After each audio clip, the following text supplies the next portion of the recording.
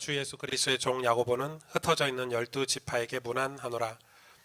내 형제들아, 너희가 여러 가지 시험을 당하거든 온전히 기쁘시게 여기라. 이는 너희 믿음의 시련이 인내를 만들어내는 줄 너희가 알미라. 인내를 온전히 이루라. 이는 너희로 온전하고 구비하여 조금도 부족함이 없게 하려 함이라. 너희 중에 누구든지 지혜가 부족하거든 모든 사람에게 후히 주시고 꾸짖지 아니하시는 하나님께 구하라. 그리하면 주시리라. 오직 믿음으로 구하고 조금도 의심하지 말라. 의심하는 자는 마치 바람에 밀려 요동하는 바닷물결 같으니 이런 사람은 무엇이든지 주께 얻기를 생각하지 말라. 두 마음을 품어 모든 일에 정함이 없는 자로다. 낮은 형제는 자기의 높음을 자랑하고 부한 자는 자기의 낮아짐을 자랑할지니 이는 그가 풀의 꽃과 같이 지나감이라. 해가 돋고 뜨거운 바람이 불어 풀이 말리면 꽃이 떨어져 그 모양의 아름다움이 없어지나니 부한 자도 그 행하는 일에 이와 같이 쇠잔하리라. 시험을 참는 자는 복이 있나니 이는 시련을 견뎌낸 자가 주께서 자기를 사랑하는 자들에게 약속하신 생명의 면류관을 얻을 것이기 때문이라. 아멘. 사람이 시험을 받을 때 내가 하나님께 시험 받는다 하지 말지니 하나님은 악에게 시험을 받지도 아니하시고 친히 아무도 시험하지 아니하시느니라. 오직 각 사람이 시험을 받는 것은 자기 욕심에 끌려 미혹됨이니 욕심이 잉태한즉 죄를 낳고 죄가 장성한즉 사망을 낳느니라. 내 사랑하는 형제들아, 속지 말라. 온갖 좋은 은사와 온전한 선물이 다 위로부터 빛들의 아버지께로부터 내려오나니 그는 변함도 없으시고 회전하는 그림자도 없으시니라. 그가 그 피조물 중에 우리로 한 첫 열매가 되게 하시려고 자기의 뜻을 따라 진리의 말씀으로 우리를 낳으셨느니라. 아멘.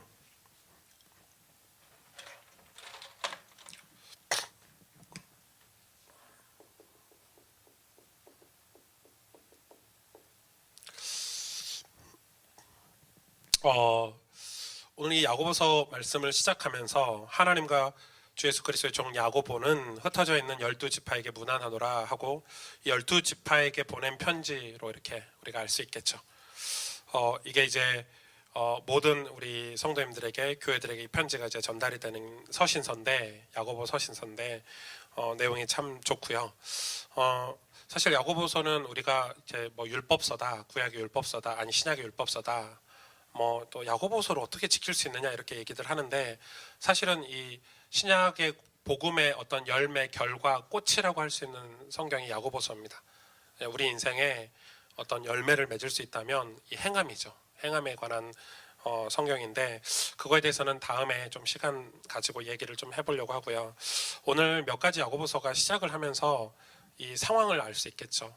지금 교회들 상황을 조금 우리가 추측해 볼 수가 있겠잖아요. 유축해 볼 수가 있겠죠.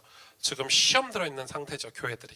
그죠? 오늘 시험에 대해서 얘기하고 있고, 여러 가지, 근데 작은 시험이 아니라 오늘 보니까 여러 가지 시험을 들고 있는 거예요. 그래서 2절에 형제들아, 너희가 여러 가지 시험을 당하거든, 이렇게 얘기하고 있어요.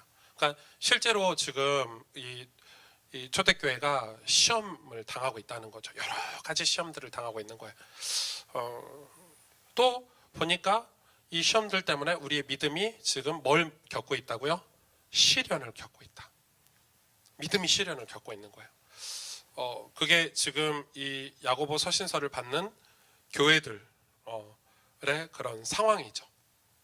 그게 상황이고, 지금 이게 어쩌면 우리 교회 모습일 수도 있어요. 우리 성도님들이, 또 저도 마찬가지고요. 우리 모든 삶에 항상 있는 두 가지죠. 시험. 항상 시험이 있어요. 여러분, 근데 이 시험, 오늘 그 13절에 보니까 뭐라고 기록되어 있죠? 이 시험을 누가 주신다고요? 이 시험이 뭐 때문에 생긴다고요? 욕심 때문에. 뭐라고 야고보서가 얘기했죠? 하나님께 시험 받는다고 하지 말아라. 너희가 자꾸 시험을, 너희가 당하는 그 어려움을 하나님께서 주신다고 생각하지 말아라. 우리가 욕심 때문에 받는 시험을 하나님이 선한 일을 이루시기 위해서 사용할 뿐이지. 이해 가시죠? 시험은 내 욕심 때문에, 너희의 욕심 때문에 받는 거 아니냐라고 얘기하고 있는 거예요.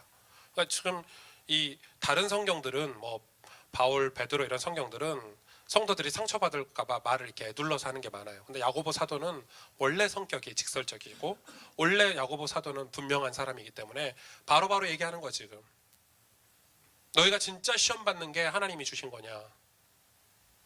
너희가 자녀에 대한 뭐 경제에 대한 부부관계에 대한 가정에 어려움이 온 게 정말 하나님이 그렇게 하신 거냐? 아니지 않냐? 너희의 욕심 때문이지 않냐? 하나님은 악에게도 시험 받지 아니하시고 친히 아무도 시험하지 아니하시는 거죠. 오직 14절에 각 사람이 시험 받는 것은 자기 욕심에 끌려 뭐 했다고요? 미혹당해서. 근데 이 욕심에게 미혹을 당해서. 그렇죠? 그러고 보니까 실제로 그죠. 그래서 이 믿음이 왜 시련이 왔죠? 시험을 당했는데 이 욕심 때문에 시험을 당했는데 이 욕심 때문에 뭐가 왔죠? 죄가 왔어요. 그러니까 이 죄가 어디서 오는지를 알아야 되겠죠. 죄의 통로, 그건 욕심 때문에. 죄가 들어오니까 당연히 믿음이 시련이 오죠. 예수님을 믿는데 죄가 들어오면요 시련이 당연히 생겨요. 그게 모든 사람에게 다 똑같아요. 그런데 이 시련이 왔는데 이 죄가 왔는데 이 죄가 나중에 뭐가 되죠? 죄가 잉태하면, 잉태라는 말은 열매를 맺는다는 거죠. 열매를 맺으면 그게 사망이 나는 거예요. 그래서 이 믿음이 시련이 오는 거예요. 그래서 저는 이게 뭐 시간이 있으면 이거를 하나하나 다 풀고 하면 좋겠는데 지금 이게 중요해요. 근데 진짜 중요한 메시지를 하고 있어요. 이 시험과 믿음이 어디서 왔냐 이걸 밝히고 있죠.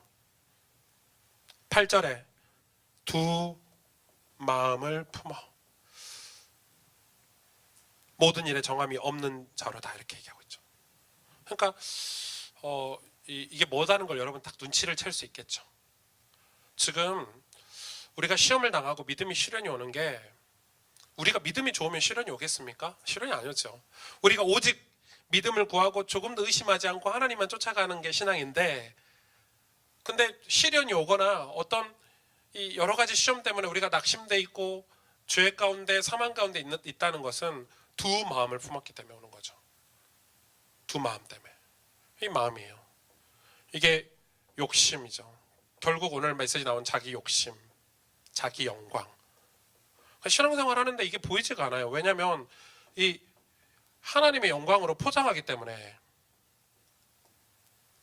그렇죠?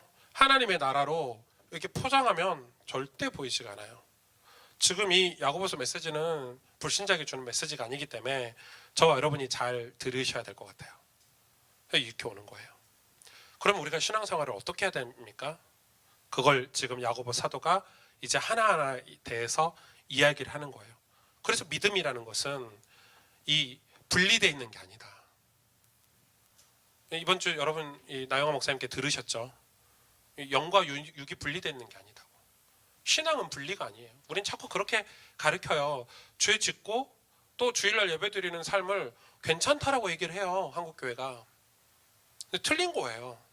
죄와 죄 짓는 삶과 예배드리는 삶은 같을 수가 없어요. 그거를 반복해서 살아도 괜찮다라고 이 복음에 대해서 구원에 대해서 쉬운 구원론을 제시를 하고 있는 거예요. 근데 그게 성도들을 위해서 성도들이 교회에 많이 모일 수 있도록 그런 메시지 하지만 결과적으로 성도들을 죽이는 메시지인 거예요. 결과적으로는 죽여요.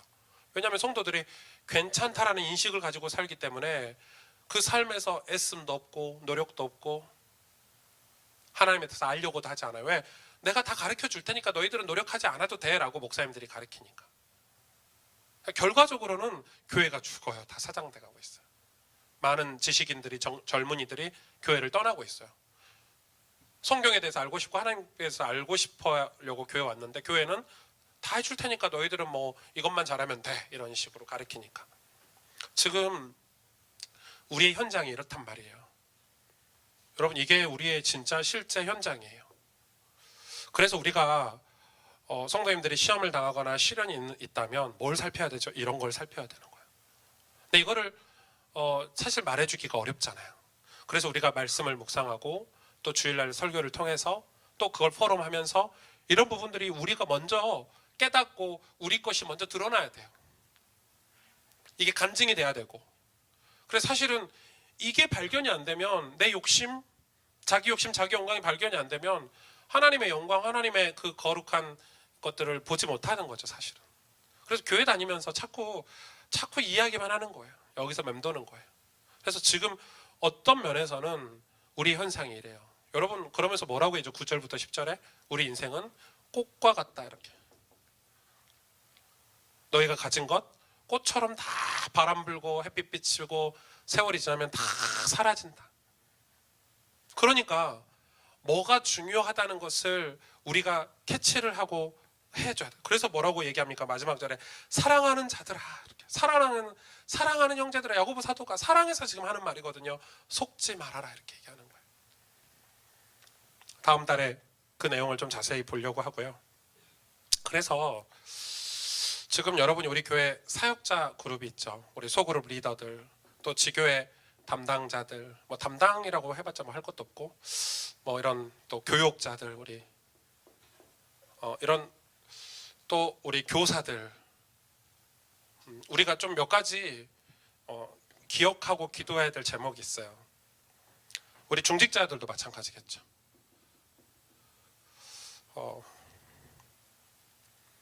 오늘 하반절을 좀 살펴보려고 해요. 이 19절을 보실래요? 내 사랑하는 형제들아 너희가 알지니 사람마다 듣기는 속히 하고 말하기는 더디하라 이렇게 얘기하고 있죠. 그러면서 성내기도 더디하라. 사람이 성내는 것이 하나님의 의를 이루지 못함이니라 이렇게 얘기하고 있어요. 듣기는 속히 하고 말하는 건 더디하래요. 그러면서 성내는 거, 화내는 거를 더디하래요. 그래서 이 화내는 거는 하나님의 의를 이루지 못한대요. 이게 무슨 말이죠? 지금 우리가 많은 사역들을 하고 많은 일들을 하는데 이거가 좀 오해가 될 수 있어요. 사실은 하나님께서 우리에게 감정을 주셨기 때문에 이 감정에 대해서 표현을 제한하는 표현은 아니에요. 이해해 주시길 바라요. 그런 의미가 아니에요. 저는 감정을 존중하는 편이에요. 그러나 우리 말씀에 우리 사역자들을 우리 리더들에게 하나님 주신 말씀, 저에게 주신 말씀인데 그게 뭐냐면 우리의 감정, 이 감정에서 나오는 판단이 아니라 그렇죠. 뭐라고 얘기하고 있냐면 하나님의 말씀의 판단을 가지고 성도들을 사역해야 돼요. 왜냐하면 여기에 성령께서 역사하시는 거예요. 이거 다음에 좀 보려고 해요. 시간이 없으니까. 그러니까 우리가 어떤 면에서는 이게 중요해요. 제가 이거를 분명히 서론에 전제를 했어요. 그러나 우리 개인의 시간표나 개인의 판단을 가지고 성도를 사역을 하는 거는 굉장히 조심해야 돼요.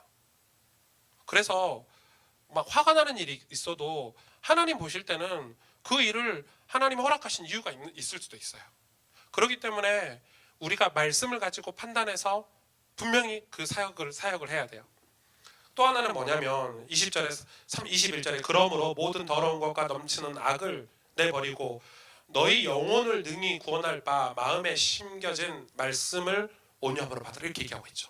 보세요. 말씀으로 우리가 말씀에 심겨진 그 온유함으로 사역을 하라는 거예요. 그러면서 22절에 너희는 말씀을 행하는 자가 되고 듣기만 하여 자신을 속이는 자가 되지 말라. 그리고 23절 보실래요? 누구든지 말씀을 듣고 행하지 아니하면 그는 거울로 자기의 생긴 얼굴을 보는 사람과 같아서 제 자신을 보고 가서 그 모습이 어떠했는지 곧 잊어버리거니와 자유롭게 하는 온전한 율법을 들여다보고 있는 자는 듣고 잊어버리는 자가 아니요 실천하는 자니 이 사람은 그 행하는 일에 복을 받으리라 이렇게 얘기하고 있어요. 좀 진짜 중요한 메시지를 야고보 사도가 하고 있죠. 그래서 우리의 사역이 이 말씀의 판단으로 사람을 사역을 하되 또 하나도 사역은 뭐냐면 이 말씀으로 그 사역하는 대상자들 우리 성도님들이나 누구든지 간에 이 말씀으로 그 사람이 변화되는 데 초점을 맞추라는 거예요. 구원되는 데. 그러니까 아주 뭐 당연한 진리 같은 내용인데 굉장히 중요한 말씀을 우리에게 하고 있죠. 그러면서 뭐라고 얘기합니까? 26절에 누구든지 스스로 경건하다 생각하며 자기 혀를 재갈 물리지 아니하고 자기 마음을 속이면 이 사람의 경건은 헛것이라. 하나님 아버지 앞에서 정결하고 더러움이 없는 경건은 곧 고아와 과부를 그 환난 중에 돌보고 또 자기를 지켜 세속에 물들지 아니하는 그것이니라 이렇게 얘기하고 있죠. 여러분, 그래서 사역의 어떤 방향과 기준, 우리가 사역하는 어떤 이 교회의 어떤 기준이 뭐죠? 경건이죠, 경건. 이 경건은 굉장히 중요한 단어고 좋은 단어예요. 그래서 저도 목회를 하면서 저와 함께 사역하는 우리 성도님들이 경건하도록, 경건에 이르도록 저는 안내를 할 거예요. 왜냐하면 이 경건이 곧 뭐라고요? 세속에 물들지 않고 환난 중에 고아 과부를 돌보고 하나님 앞에 정결하고 더러움이 없는 그런 이 경건이 우리의 생명이 되는 거예요.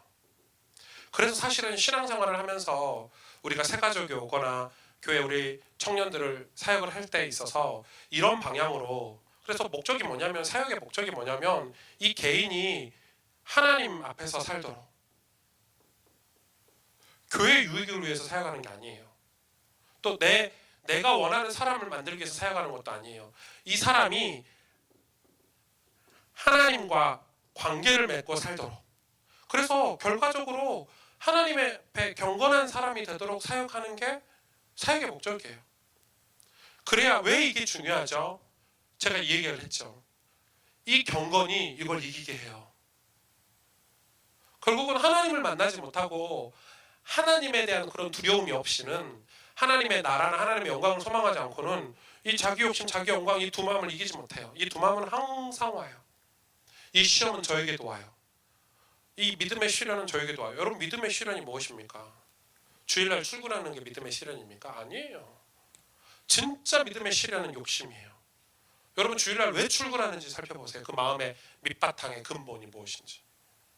그게 진짜 욕심 때문이 아니라면 저는 문제되지 않는다고 생각해요. 회사에서 출근하라는데 가야죠. 잘릴 일이 있어요?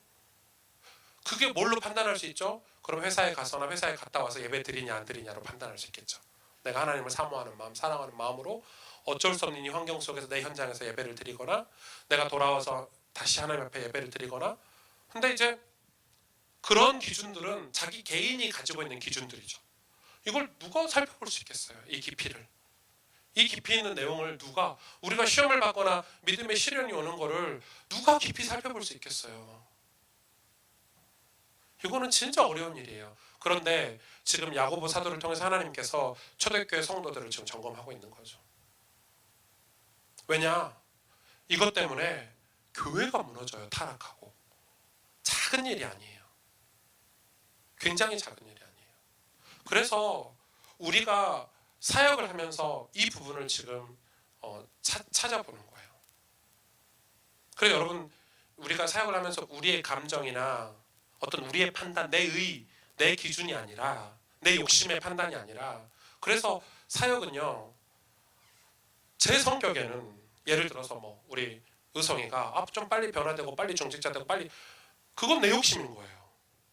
그러나 제가 하나님 앞에 기도했을 때 우리 의성이를 향한 하나님의 계획이 무엇인지, 이 친구가 정말 하나님을 만나고 있는지, 그래서 그런 모든 거를 생각했을 때 나는 하나님 앞에 기도하고 최선을 다하고 기다리는 거죠.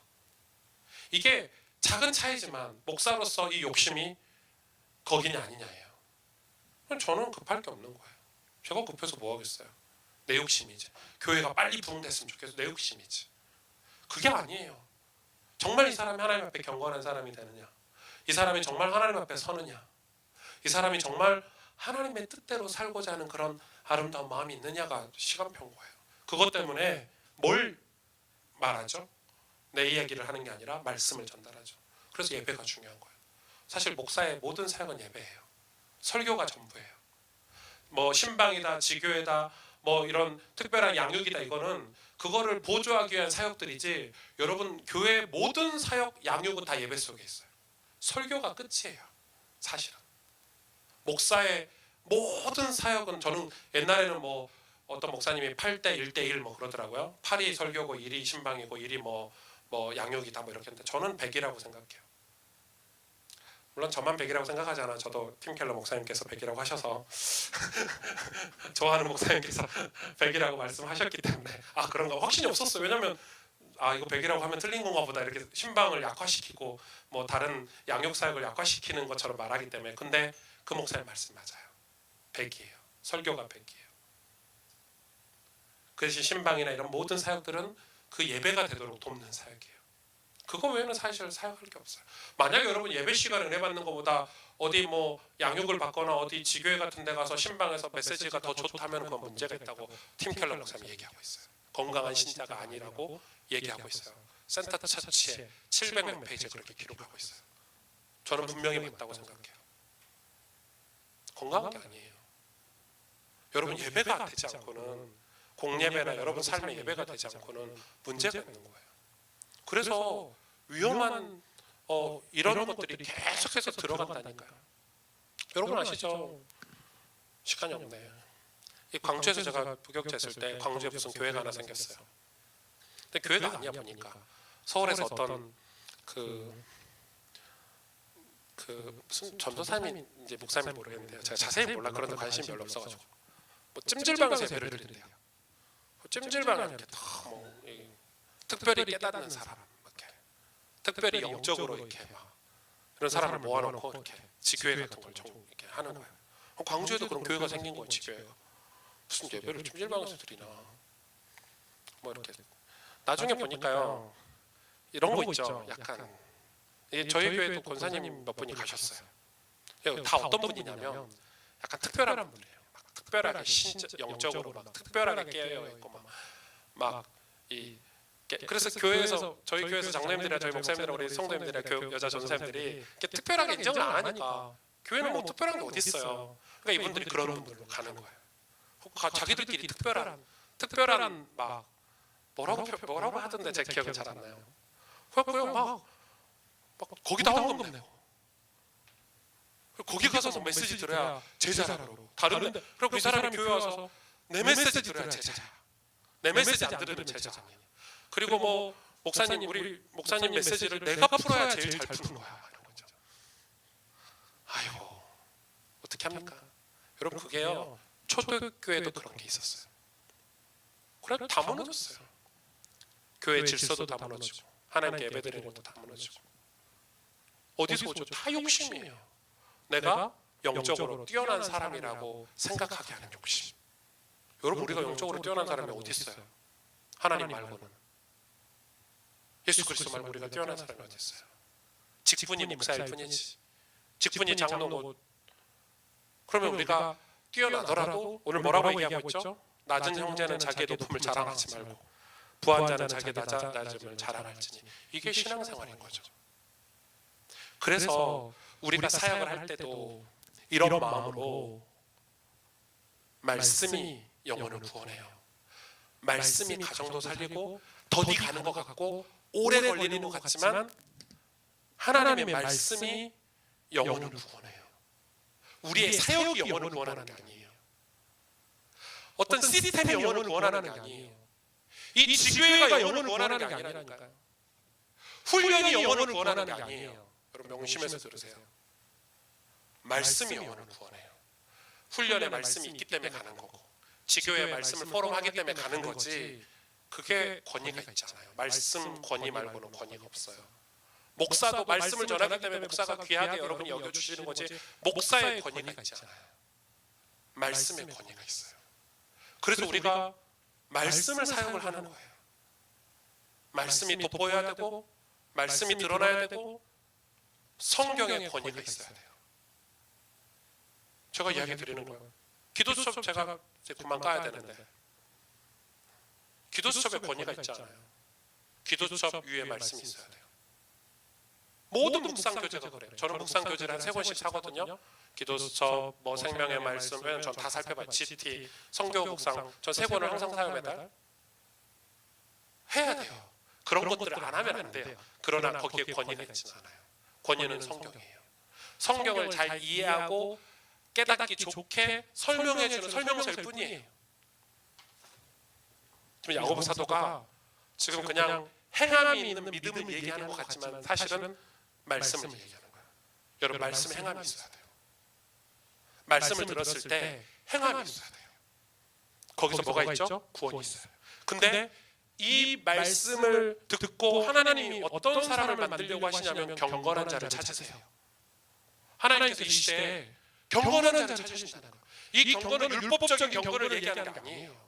하나님께서 하나님 앞에 신실한 사람, 믿음이 온전한 사람, 오직 예수 그리스도께 예배드리는 사람, 오직 하나님으로 즐거워하는 그 경건이 있는 사람. 여러분 그렇잖아요. 하나님께서 지금 그런 신실한 자를 찾으시는 거예요. 그래서 우리 신앙의 모든 사역의 방향이 경건한 사람을 만드는 거예요. 하나님 앞에 경건한 사람. 교회가 하나님 앞에 경건한 사람이 많아질수록 그 교회는 건강한 교회예요. 숫자가 10,000명, 20,000명이 중요한 게 아니라 이 경건한 사람이 교회 안에 몇 명이냐가 중요한 거예요. 그렇죠? 지교회. 이제 이번 주부터 지교회를 다시 시작하셔야 됩니다.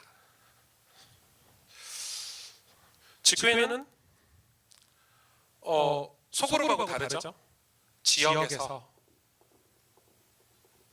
믿음의 사람들이 모이는 거예요. 뭐 하려고 모이죠? 말씀으로 포럼하는 거예요. 그리고 더 중요한 거는 문안하기 위해서. 이 문안은 사역에 굉장히 중요한 그런 단어예요. 이 문안이라는 단어가 모든 성경에 다 들어가 있어요. 여러분 성도들을 문안하는 거예요. 그래서 이 지교회는 믿음의 사람들이 왜 모이냐? 믿음의 사람이 모여야 올바르게 말씀을 포럼할 수 있고 그 은혜를 서로 나눠서 이 연약한 성도들에게 문안도 할 수 있기 때문에. 가시죠. 그래서 굉장히 지교회는 중요해요. 이거를 저희가 3월에서 6월 달까지만 이렇게 전반기 때 진행을 하죠. 여러분, 근데 이거를 하면 교회에서 알아야 되겠죠. 교회에서 알아야 교육자들도 참석도 하고 그렇기 때문에 지교회를 하겠다라고 신청을 해주셔서 개설을 하시고 목사님 저희 지교회 시작했어요. 이렇게 얘기해 주시면 돼요. 교육자들에게, 전사님들에게 그렇게 해주시면 좋을 것 같아요. 그래서 이 지교회를 두고 저는 이렇게 생각을 해요. 여러분이 이 지역 안에 있는 지역을 조금 품고 기도할 수 있으면 좋을 것 같아요. 그래서 이 지교회 팀들이 말씀 포럼하고 성도들을 문안하면서 이런 신방 사역도 할 수 있겠죠. 지역 안에 있는 연약한 성도들을 신방도 할 수 있겠고 가서 기도도 좀 해줄 수 있겠고 그러다 보면은 이 성도들의 연약한 부분을 알 수 있겠죠. 어떤 시험을 들어있는지 어떤 시련을 겪고 있는지 이거를 가지고 교회와 소통도 해주시고 중요할 것 같아요. 그리고 또 하나가 있죠. 이거는 일반 장년들 지교회라면 우리 청년들 지교회는 조금 다를 수 있어요. 청년들은 직장 중심으로 모이는 게 좋아요. 여러분 직장이 강남이면 강남. 왜냐하면 청년이니까. 어른들은 가정 중심으로 지교회를 하는 게 좋아요. 그러나 청년들은 가정으로 가면 지교회를 할 수가 없어요. 그래서 직장 중심으로 굉장히 중요한 전략적인 중요한 지역들을 선정을 해서 그래서 작년에 청년들이 강남, 강북을 선정을 해서 지교회 모임을 했었어요. 나머지 내용은 똑같아요. 대학도 마찬가지죠. 대학은 왜 순회를 하냐? 대학 현장을 가야 되니까. 그래서 올해는 우리 교회 대학부 중에 연약한 대학부들 있죠. 이렇게 교회 잘 못 나오고 이렇게 좀 어렵고 이런 대학들을 좀 갔으면 좋겠어요. 그래서 그 친구들 좀 만나고 현장에서 만나면 다르거든요. 나머지 내용은 똑같겠죠. 그래서 지교회에 대한 분명한 그림을 조금 제가 작년보다 한 단계를 더 집어넣었어요. 지역에 있는 성도들을 신방하고 그 연약한 자들을 좀 찾아뵙고 그런 기도 제목이 나오면 우리 교육자들에게 전달해서 교회가 같이 기도할 수 있도록. 이걸 매주 할 수는 없어요. 그러나 지교회 모임을 하다 보면 그런 분들이 나오게 돼 있어요. 우리 지역에 누구 성도가 있다더라, 이사 왔다더라, 누가 있다더라. 그러면은 우리 지교회에서 한번 찾아보자. 이렇게 될 수도 있겠죠. 이게 지교회의 어떤 그림들이에요. 그래서 이런 지교회 이런 사역들을 통해서 무슨 사역이 오죠? 교회에서는 신방 사역을 하게 돼요. 제가 신방을 이렇게 가다 보니까 우리 김순옥 전사님은 그 신방 전문가세요. 저보다 훨씬 저는 전사님 없었으면 신방을 허투루 했을 뻔했어요. 왜냐하면 신방을 가기 전에 이 집에 대한 상황이나 어떤 분석이나 이 집이 어떤 상태인지를 알고 가는 것과 그냥 가면은 내가 원하는 메시지를 전달하다 보니까 아무 쓸모가 없어요. 어쩔 때는 미안하더라고요. 근데 전사님은 그게 되게 이렇게 잘 아세요. 그래서 저한테 다 이야기를 해주세요. 그래서 이 집은 지금 이런 상태구나. 지금 이 집은 이런 상황이구나. 처음에는 그걸 듣고 갔을 때 이게 뭐든 알고 가니까 가서 내용도 다르고 대화방도 달라요. 그러니까 실제적으로 도움도 되고. 그러면은 목사만 신방을 해야 되냐? 그렇지 않아요. 목사만 신방, 성경에 보면 장로와 권사, 그렇죠? 중직자들의 신방이 필요해요. 그러니까 올해는 제가 이 리더 제자 그룹을 제가 생각을 많이 하고 있어요. 이제 여러분도 누군가를 돌보는 사람이 되면 좋겠어요. 여러분이 누군가를 돌보면 나는 약한데 아니요. 내가 누군가를 돌보다 보면 내 믿음도 함께 자랄 때가 있어요. 진짜 많아요. 제가 그래서 얘기하잖아요. 이 경제 문제 때문에 힘들어하시는 분들은 망간마을 꼭 가보시고 가서 1년씩 사시면 내 삶이 얼마나 감사한지 밥 세끼 먹는 게 그게 사역에도 똑같아요. 어려운 사람을 돕고 기도하고 섬기는 것은 내 신앙에도 유익함이 있어요. 내가 깨닫는 게 있다는 거. 나 정신 차려야 되겠다. 나 이렇게 살면 안 되겠다. 그래서 신방은 굉장히 유익한 거예요. 그래서 여러분이 오늘 짧은 시간이지만 우리가 지금 우리 교회에서 무슨 사역을 해야 되는지 어떤 오늘 흐름을 좀 나눴어요. 지금 뭐가 필요하다는 걸 아셔야 돼요. 교회 안에. 이해가 가시죠? 이걸 가지고 야 목사님 너 욕심 버리라 이렇게 설교하시면 큰일 나요. 성도들 교회 다 떠나. 넌 욕심이 많아서 문제야 이렇게 하면 안 돼요. 내 걸 보란 말이야. 내 걸. 나를 보란 말이야. 내 욕심. 근데 알아야 된다는 거예요. 이 시험과 시련이 어디서 오는지. 영적으로. 근데 그거를 치료할 수 있는 거는 내 말이 아니에요. 야 너 욕심 좀 버리고 이게 아니에요. 뭐죠? 말씀이에요. 말씀이에요. 사람을 살리고 구원하고 모든 권위는 말씀에 있어요. 말씀으로 살릴 때 기분도 안 나빠요. 말씀이니까. 그래서 여러분 이게 이 말씀이 지금은 이제 이 말씀이 우리 마음에 우리 삶에 그리고 이 말씀이 우리 성도들 간의 교제 도구로 그래서 이 말씀 운동이 교회 안에 일어나야 돼요. 이해 가시죠? 말씀이. 그래서 제가 잘은 모르겠지만 다 똑같이 다 할 수는 없지만 저도 말씀을 묵상해서 여러분하고 나누고 우리 김수 목사님도 말씀을 묵상한 걸 여러분하고 나누고 교육자들이 막 그렇게 하신단 말이에요. 소그룹별로. 그거 굉장히 유익한 거예요. 근데 그걸 따라가라는 말은 아니지만 목사님께서 저렇게 말씀을 묵상하시는구나. 나는 그럼 어떻게 할까? 전도사님들이 이렇게 말씀을 묵상해서 나누는구나. 우리는 말씀을 어떻게 가까이 할까? 이런 도전들을 받으셔서 여러분 올해는 우리가 어찌됐든 성경도 읽어야 되고 그리고 이사야서를 왜 읽냐고 물어보시는 분들이 제법 많은데 읽으세요. 제가 이유 없이 이사야서를 읽겠습니까? 곧 예수님의 십자가 사건에 이사야서가 핵심 성경으로 함께 도입이 될 겁니다. 그러니까 여러분 얼마나 성경을 안 읽었으면 이사야서를 왜 읽냐 물어보실 텐데 안 읽어서 읽어보시라고 한 거고 이사야서가 어렵죠. 맨날 이사야서 7장 14절, 6장 13절 이런 것만 읽으시다가 뭐 그루터기 뭐 저거 이런 것만 읽고 여호와의 영광이 내게 임하였으니 읽다가 그런 거 나오면 엄청 신나죠. 와, 그게 우리가 성경에 무지한 거죠. 다른 데 묵상할 생각을 안 하니까. 그래서 지금 이걸 읽어두면 이사야서는 구약의 복음서예요.